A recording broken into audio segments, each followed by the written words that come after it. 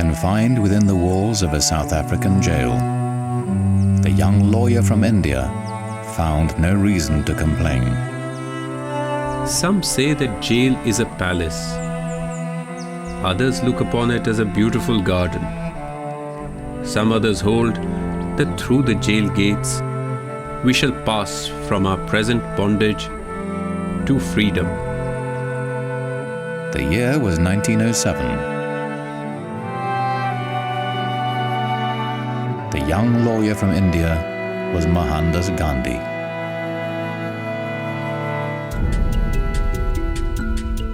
Gandhi led his fellow Indians in a non-violent struggle against racial oppression for 8 years. They marched into forbidden territory. They burned their registration papers. They expected to be arrested, and they were not disappointed. Gandhi said, "Non-violent refusal to cooperate with injustice is the way to defeat it." He gave his non-violent weapon a name, Satyagraha, holding to truth.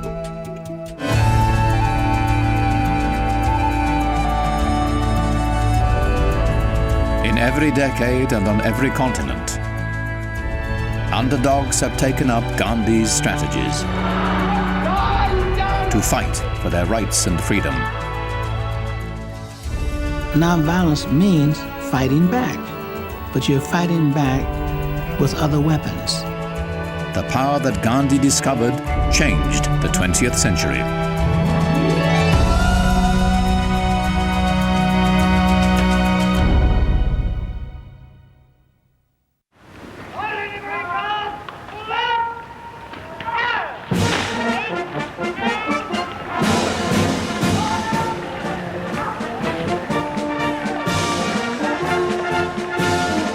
India, crown jewel of the world's greatest colonial empire. Britain has ruled India for more than a century. But in 1930, the Viceroy, Lord Irwin, knows a crisis is coming. A confrontation in which British military might will count for little. Irwin's adversary is Mohandas Gandhi, a man whose name is already a synonym for non-violent action. Since returning from South Africa, Gandhi has become his country's dominant political figure. He understands that control of India depends on Indian cooperation, not British coercion. He said, how can just 100,000 British troops control at that time over 350 million Indians? Just 100,000 British troops. Gandhi said, we'll stop doing anything that the British want us to do. The whole nation will come to a standstill. Civil disobedience on a mass scale. Many Indians welcome the struggle. Gandhi must find a way to use their energy to maximum effect. Gandhi retires to his headquarters on the Sabarmati River, near India's west coast. In the ashram, the spiritual community where he lives, he turns inward in search of a non-violent strategy for freedom. For weeks, he is alone in his Spartan office. He gives no hint of his thinking. They even commented Narayan Desai lived in Gandhi's ashram during those critical weeks. Some said, oh, he's a very clever man. He doesn't want the British government to know what strategy he's going to take. And he would all the time say, no, I'm just waiting. I'm waiting for the call, and I know I will hear the inner voice. In February, he decides. He will begin by challenging the British tax and monopoly on salt. He writes the Viceroy, Lord Irwin, on March the 2nd.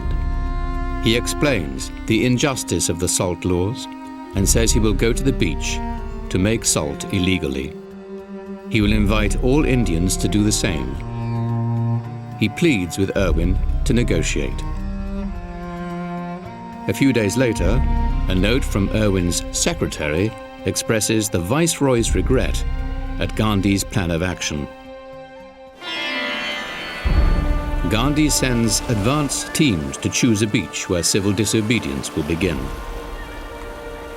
In speeches and articles, he attacks the salt laws, emphasizing the injustice, especially to the poor. He knows that salt will be a powerful symbol. Every human being needs salt.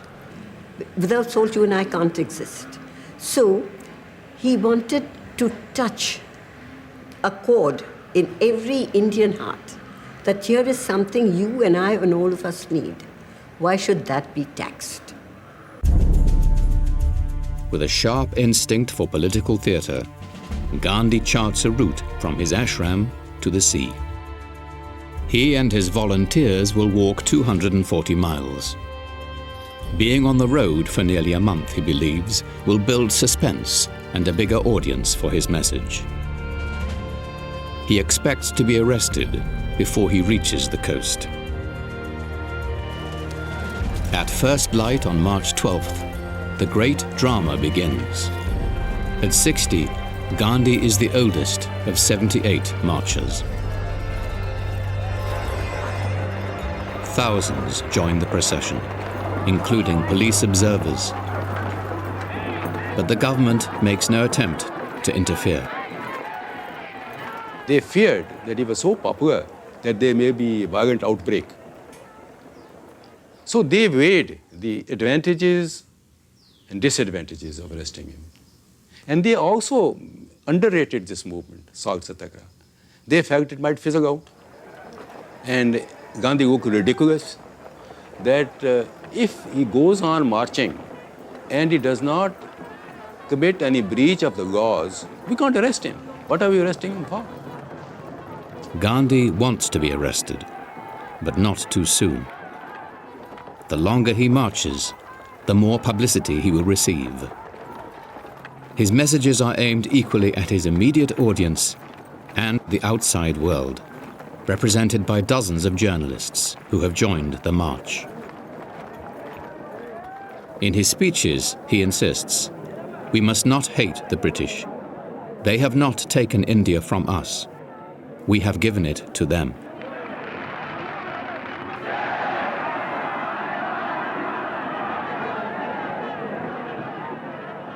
Gandhiji, as I knew him as a schoolboy, was someone you admired, someone you looked up to, someone who was a saint. He was a saint because A, he dressed like a saint, and B, the things he said seemed to be very saintly. On the other side, as I grew up, I began to see a very shrewd student of human history. He was a man who absolutely understood human psychology. He understood the British idea of fair play. He understood that, and he knew how to play on that sentiment. Although the Crown never hesitates to use force, British administrators pride themselves on their enlightened rule and the cooperation they receive from Indian officials. Gandhi intends to remove Indian consent to foreign rule.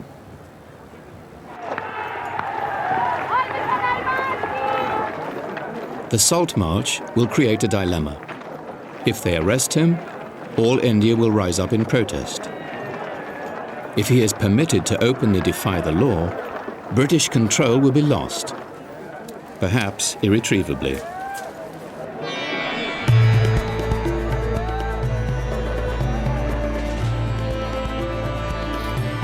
In every speech, Gandhi explains the power of nonviolent resistance.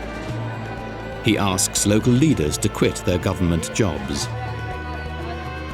When everyone refuses to cooperate, he says, the British will be able to do nothing. He was asking the village headmen to resign their posts, and I think 140 or so did resign.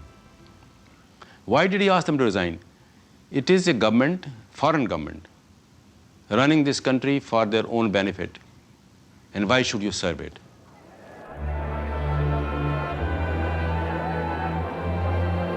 Defying rumors that his health is failing, Gandhi sticks to his schedule. At every rest stop, he asks, how many local officials have quit their government jobs? How many villages are wearing khadi, the handmade cotton cloth that is the informal uniform of his movement? Gandhi tells Indians not to buy imported cloth. He spins cotton for 2 hours every day to dramatize the millions of jobs lost to imported British cloth. Gandhi says, if every Indian will spin at the same time, the song of the spinning wheel will become the song of freedom.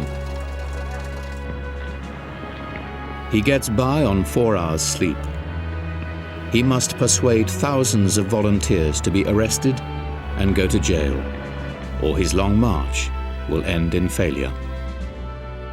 And here was a man who understood how to get the maximum exposure for his message. And in a sense, you can say he was one of India's greatest, I hate to use the word, but within quotes, advertising men. And as he marched, long before Martin Luther King's March on Washington, Gandhiji was the originator of this. And as he marched, people began to spread the word. He's on the march. He's going to defy the law.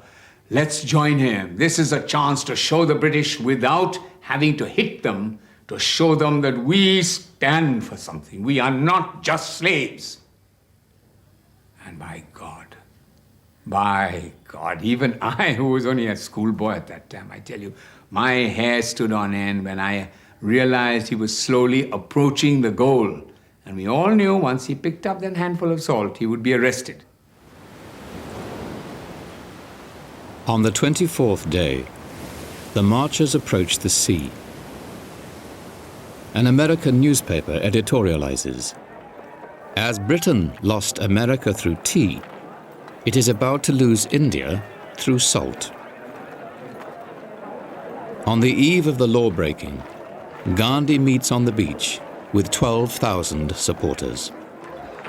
Hold the salt in your fist, he suggests, and think it is worth 60 million rupees.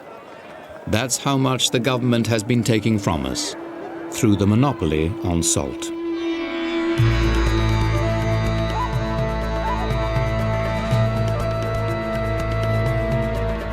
At dawn on April 6th, Gandhi bends down and picks up a lump of mud and salt.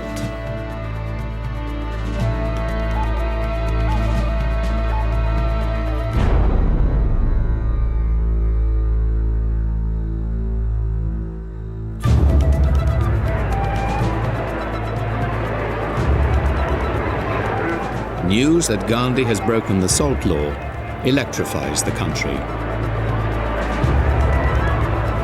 Thousands march to the shore to follow his example. Jawaharlal Nehru, India's future Prime Minister, describes the mood. It seemed as though a spring had been suddenly released. All over the country, salt manufacture was the topic of the day. It was immaterial whether the stuff was good or bad. The main thing was to commit a breach of the obnoxious salt law, and we were successful in that. This tremendous success of Salt Satyagraha was not foreseen by the British. There were many skeptics who thought, Salt Satyagraha what? You can't unseat the king emperor by boiling sea water in a kettle.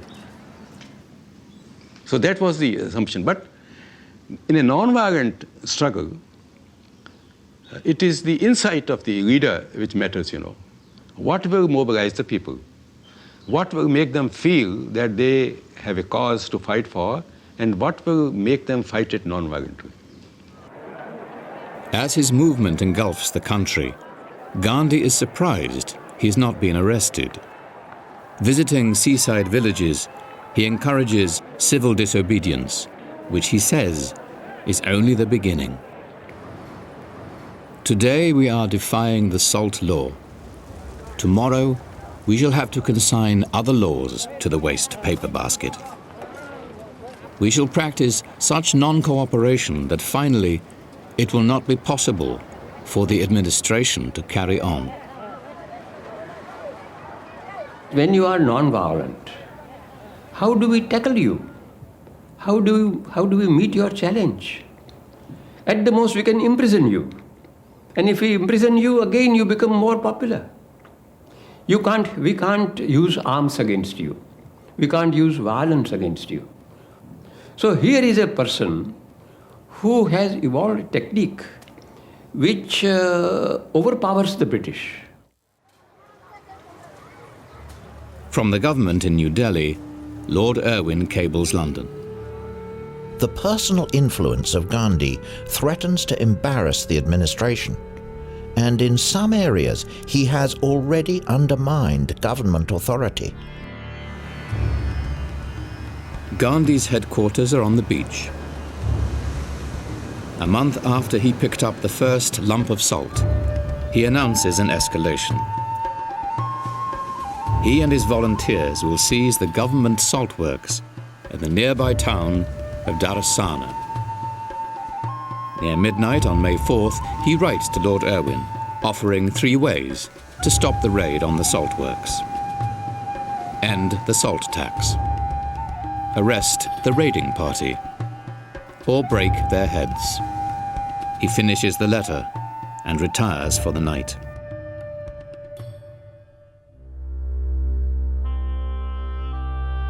By the next morning, Gandhi is behind bars. He is delighted. The arrest sets off a firestorm.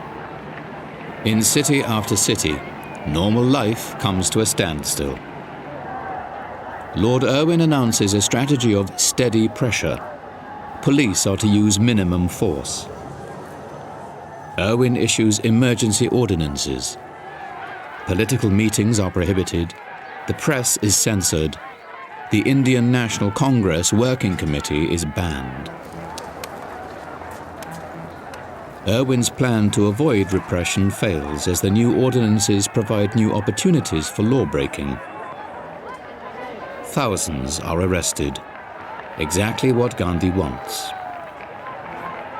A batch of policemen came to arrest my father, and some of us young children were following the police van, and instead of saying bye-bye papa or something like that, I was telling him, Papa, this time no less than 2 years, which means I want you to be in prison for no less than 2 years. You see, it was a pride to have your father sentenced for 2 years and not for 3 months or so. So Gandhi's idea is what had touched even the children in that atmosphere. Gandhi's raid on the Darasana salt works goes forward without him. A well-known poet, Sarojini Naidu, leads the siege. She instructs her army. You must not use violence under any circumstances. You will be beaten, but you must not resist. You must not even raise a hand to ward off the blows. After 10 days of skirmishing, 2,500 demonstrators confront the guards head-on.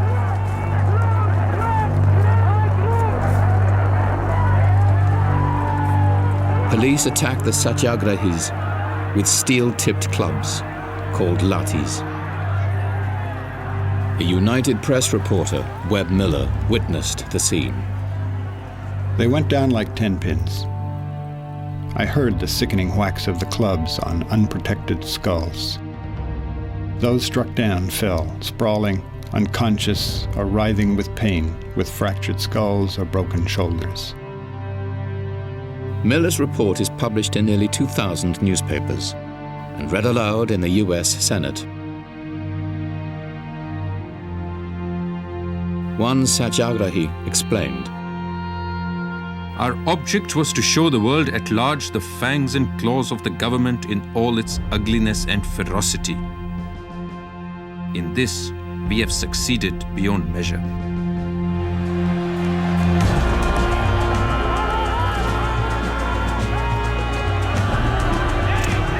In midsummer, the struggle is undiminished. Even with Gandhi and most nationalist leaders in prison, government has effectively lost control of major cities. Press reports of police brutality damaged the British cause almost as much as the resistance campaign. Irwin cables the governor of Bombay. I am sure these lathi charges are exactly what our enemies want. We should be racking our brains for a way to deny them this advantage.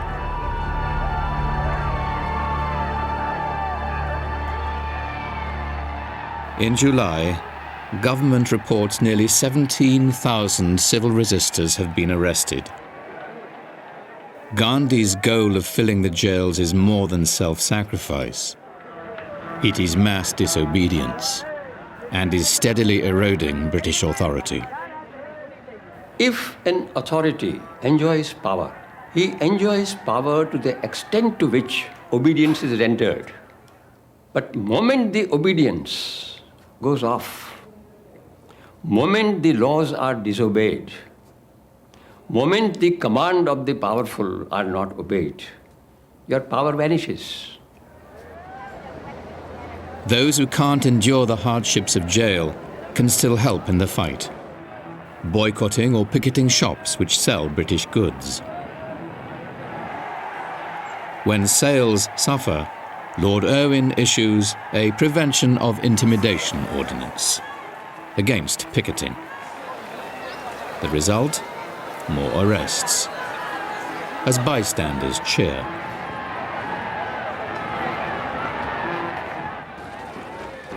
British trade with India drops 25%. And in December, 3 out of 4 foreign cloth shops are closed. By January, the British Prime Minister Ramsay MacDonald sees that negotiations are the only way to end the standoff. He orders Gandhi and the other leaders released.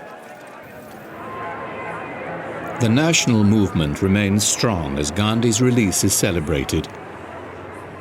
But the commander knows his foot soldiers need a rest. On February the 14th, he informs Lord Irwin that he is ready to negotiate. He insists that salt-making and boycotts will continue during the talks. At the Viceroy's palace in New Delhi, Gandhi is the first Indian ever to meet with a British ruler as an equal. Negotiations last 3 weeks. Irwin refuses to give ground on the salt laws and cloth imports, concessions which would alienate his Indian collaborators. Gandhi secures the release of political prisoners and the lifting of repressive ordinances. He calls off civil disobedience. Constitutional issues are pushed back for later talks in London. There were many people who were not satisfied. They thought that perhaps Gandhi compromised and perhaps went out of his way. But Gandhi's argument always was that this movement is not in vain, because it is through such movements that he is training people, that you can't have everything at one stroke.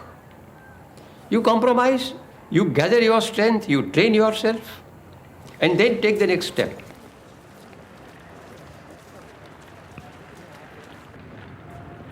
A year after the Salt March, India remains under British rule. But Gandhi has ended the pretense of British legitimacy in India. By exposing injustice and ending Indians' consent to foreign rule, he has awakened the people to their own power and set India on the road to independence. Britain grants Indian independence 16 years later, in 1947. Within a year, Gandhi is dead of an assassin's bullet.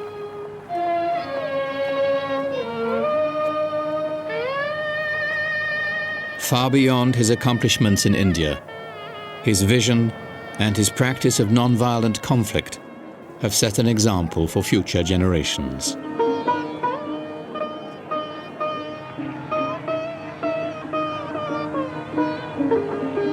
He had once said, "My technique of non-violent struggle is in the same stage as electricity in Edison's time, to be refined and developed."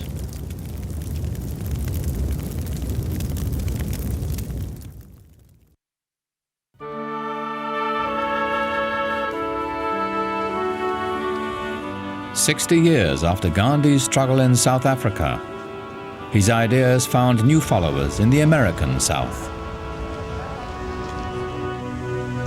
Students at Fisk University, a leading black institution, can ignore segregation on campus, but when they venture downtown, many are shocked by the Southern system. I grew up on the south side of Chicago, and although I had experienced segregation there, it was not the overt kind where there were signs on water fountains and on restrooms. It was humiliating. Well, Nashville was a totally segregated city. It was as segregated as Johannesburg, the height of apartheid. It was a city of two races. There was virtually no contact between the white community and the black community. In school, in neighborhoods, in jobs, in church, Nashville was a totally and completely segregated city, and for the most part, totally satisfied and happy with that.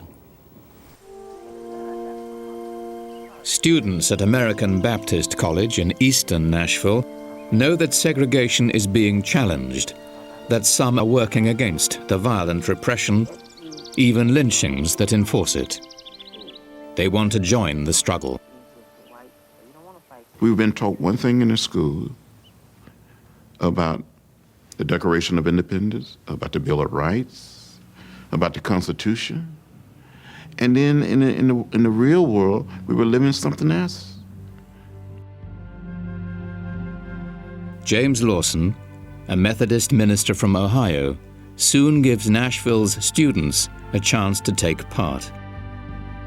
The soft-spoken Lawson is 30 and has spent 3 years teaching in India, where he studied the work of Mohandas Gandhi.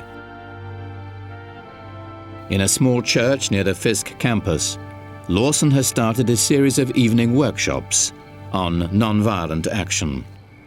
Now tonight we have a most important business to try to accomplish. Jim Lawson's manner is cool. His objective is breathtaking: to eliminate segregation. His classes attract Nashville's brightest students. A good friend of mine in Alabama here last April was taken out by the KKK and beaten on a tree, tied to a tree, beaten by chains and whatnot. I thought nonviolence would not work. But I stayed with the workshops for one reason, and that is because they were the only game in town. That was the only group even trying to do anything to combat segregation that I knew about. And he started praying, "Father, forgive these men." Jim Lawson has been encouraged to come south by Martin Luther King Jr., who says the civil rights movement needs leaders who understand non-violent strategy and tactics. Then they started protesting. "You can't pray that prayer," they said. And then others said, "Yes, but the man who's going to die has a right to pray any way he wants to pray." And this immediately started a division among them. We took the whole group through a holistic view of nonviolence, its history, its roots in the Bible, its roots in Christian thought, the methods of nonviolence. We told the stories of nonviolence. And I stressed the Gandhian idea of our being engaged in experiment. It may have much more meaning to the attacker if, as he strikes you on the cheek, you're looking him in the eyes. Unfortunately, the concept of nonviolence for many people is that you get hit on one cheek, you turn the other cheek, you don't do anything. But nonviolence means fighting back. But you're fighting back with another purpose and with other weapons. Number one, your fight is to win that person over. And that is a fight. That's a struggle. That's much more challenging than fisticuffs. Right. Okay. Peggy? If I were being beaten, what is it that I would be able to do? We said we were going to desegregate downtown Nashville. Our first step was going to be desegregate lunch counters in restaurants. That, of course, was the first Gandhian step. That was the first step of nonviolence. To research and examine and focus on an issue. Choose a target, choose an issue. Now, let's see. Months before going to the lunchrooms, Lawson begins preparing them. A bunch of niggers. Well, look at the 8 balls all lined up. Hi there, Jungle Bunny. He's so dark, he's making the whole place dark. He wants them to have experienced both physical and verbal attacks, and to learn how to resist the impulse to run or fight back.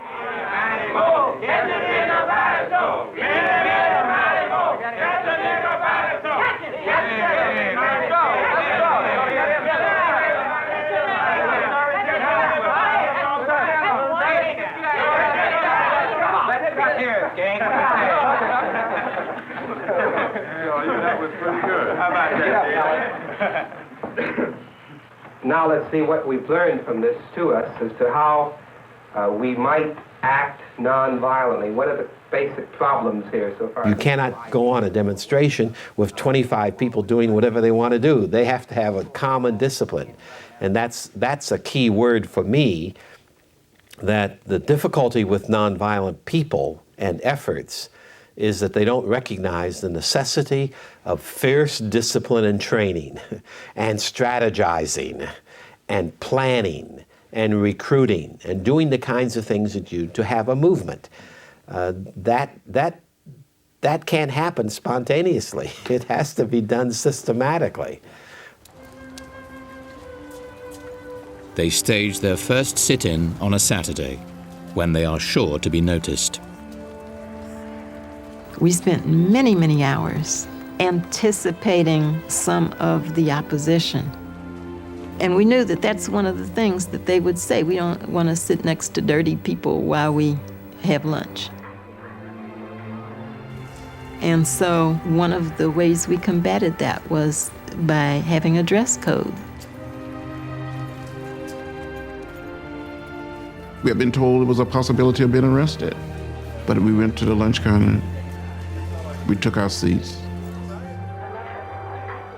We sat in a very orderly, peaceful fashion. They are not surprised when they are refused service. I said, I'm sorry, our management does not allow us to serve niggers in here. Store managers quickly close the dining areas, but the students remain until closing time, reading and doing homework. There is no violence, and no one is arrested. The sit-ins make page 10 of the Sunday paper. City editor John Siegenthaler remembers the reaction. The reaction initially was sort of shock and maybe even some humor. I mean, who do they think they are? What do they think they're doing? We knew it was a news story, but didn't really know how to cover it. Local businesses take a predictable position. They'll close down before they'll serve black customers. A week later, the students are back. They provoke curiosity and verbal abuse, but no arrests. Whites still think the sit-ins are a passing fad, hardly a threat to the status quo. On the third Saturday, they are ready to target a total of 6 stores. Let each person now get himself or herself a partner that they will stick with. Now, we don't want a white person with a Negro of the opposite sex, because we don't want to fight that battle. We were told in advance that day that they were going to allow the hoodlums to beat us up, and then the policemen were going to arrest us. So we need to be prepared to get beaten and arrested. So that was a condition under which we went down. By now, they're well prepared for contingencies. Each group includes a leader and observers who will phone reports back to the church. Observers are carrying telephone numbers for ambulance services and a pocket full of telephone change. As they enter the stores, the second and third waves of demonstrators stay out of sight, ready to move in when the first group is arrested. As predicted, the police hang back for the first 15 minutes.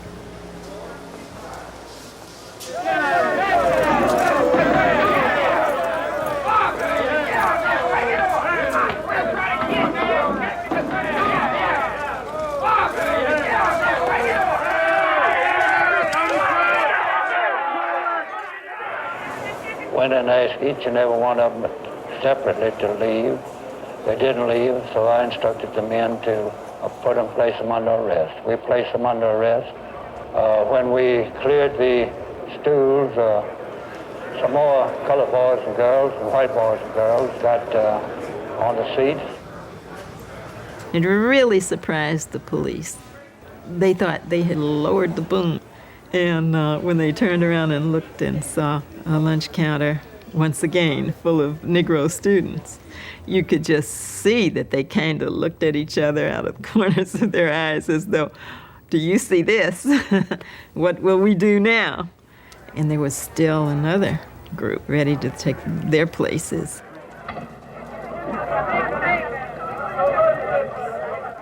You're in jail.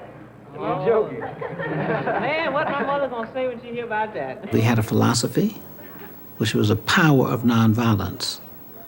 And that kind of power we felt was more forceful than all of their police force, all of their lawmakers, and all of their dogs or billy clubs or jails, and that our capacity and willingness to suffer outweighed any power they had. Mass arrests are a victory for the students. Reporters realize they are covering a story of national significance. I mean, it was like being a war correspondent in your own hometown. The only thing you knew was that the war was on, that the weapon of nonviolence was winning over violence, and that this was a historic moment, however it came out. I think there was a sense of history there that we all understood. At police headquarters on Monday morning, the students are still behind bars. On principle, they have refused bail. In just 48 hours, their small student movement has inspired thousands. Now the city's black community has joined in the struggle, organizing, raising money, recruiting lawyers. Alexander Luby is among Nashville's most prominent black lawyers, and he has organized local lawyers to defend the arrested students. People couldn't believe that these young, well-dressed, innocent college students are being arrested and put in jail. They didn't like it. And the city, African-American population was mobilized in such a fashion. And the movement spread through the city of Nashville like wildfire. As the crowds wait to see what the city will do, the mayor speaks to reporters. Anyone violating the law will be arrested. This must be so. By emphasizing law and order, the mayor takes sides with the store owners. In fact, the arrested students have broken no law, and none of the white attackers has been arrested. The city and police were ill-prepared for a mass civil disobedience effort. They had anticipated that once the violence took place and the arrest began, our movement would dissipate, would be chased away, because that's the purpose, after all, of doing the violence, and it's the purpose of doing the arresting. It's hopeful that then whatever this is will vanish, and that's the end of it. That didn't happen. A week later, nothing has changed. As the students return to the lunch counters, the city has only one answer: more arrests.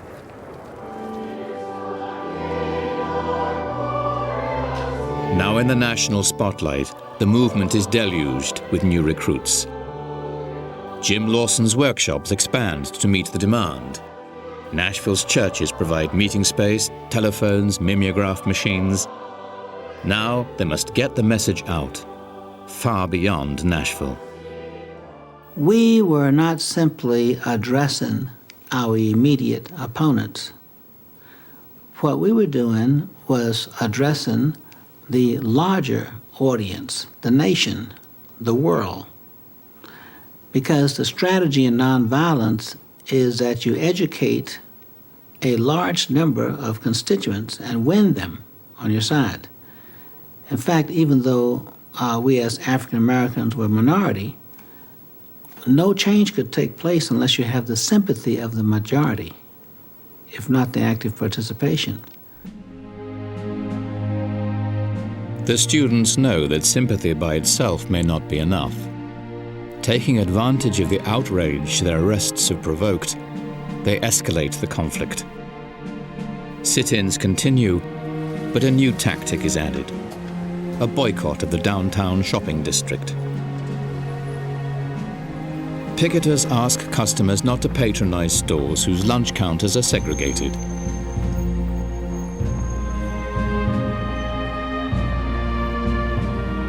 The students have created a momentum, now embraced by the larger community, as black clergy urge their congregation to stay away from the downtown shopping district altogether.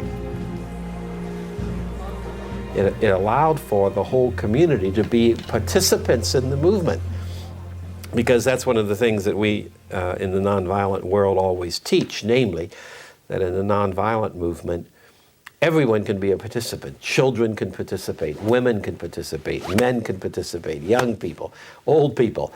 Everyone can do the work. As the boycott takes hold, the sit-ins and arrests continue. The conflict becomes a seemingly permanent fact of life in the downtown shopping district.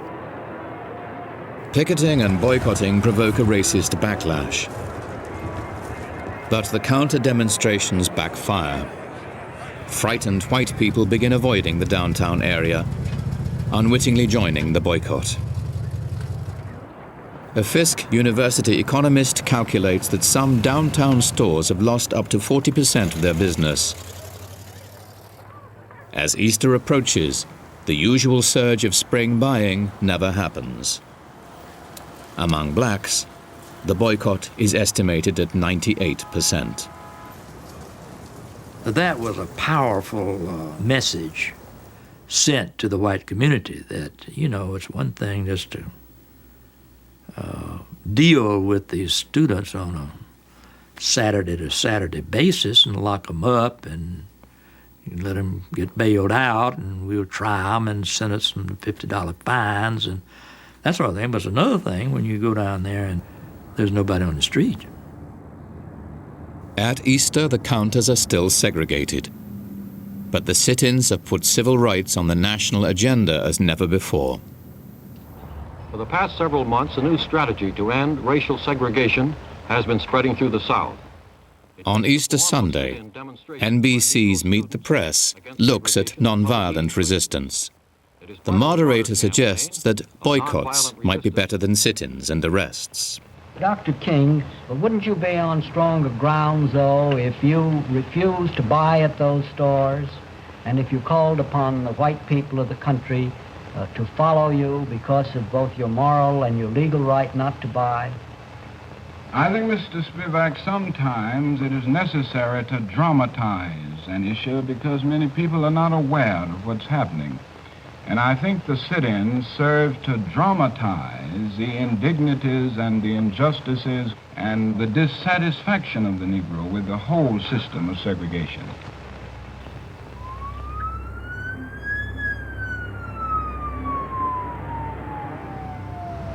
We had a meeting planned for 6 a.m. I was in the dormitory getting dressed, and I heard this big boom.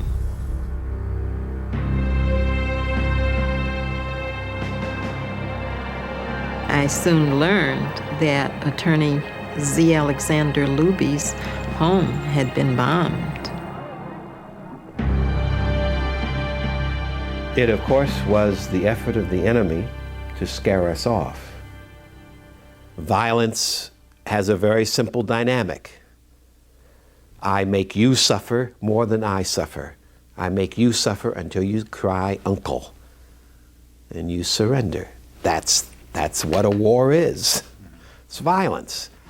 The difference with nonviolence is we don't want to beat the opponent up. We don't think that does any good.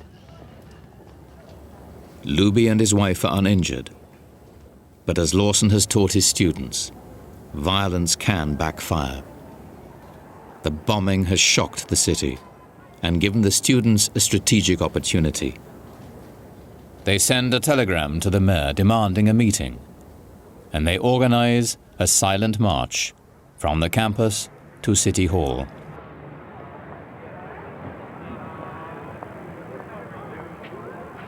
They begin with 1,500 marchers. Along the way, their number doubles.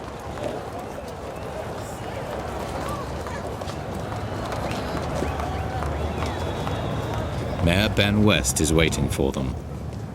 West gets into an argument with a black minister, but then Diane Nash steps forward with some very direct questions.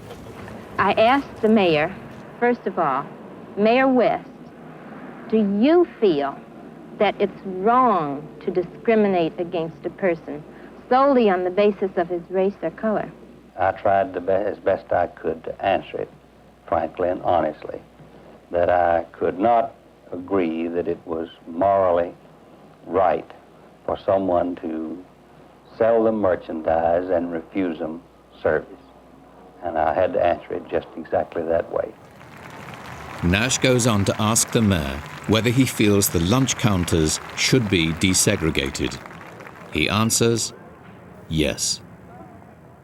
It was the first major change in the attitudes of the city. Nashville began to desegregate its public institutions and its department stores that day. It took 3-4 years before theaters, restaurants, all public conveyances were desegregated. But with Ben West's declaration, no, it's not right, the process of change began. The downtown retailers now tell the students privately they want to desegregate. The students devise a plan. We suggested to them, which was a great relief to them, that there would be no announcement that the demonstrations had ended. There would be no announcements that black people were being served.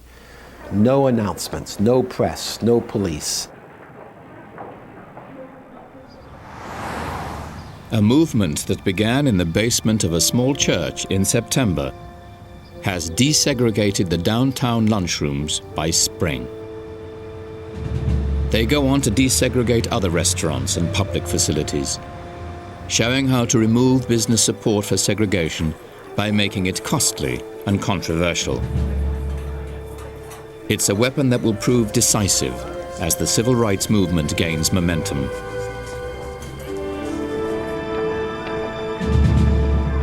We realized that we had the resources both the spiritual resources as well as the psychological skills to make a difference in other places as well. We understood how to organize a community.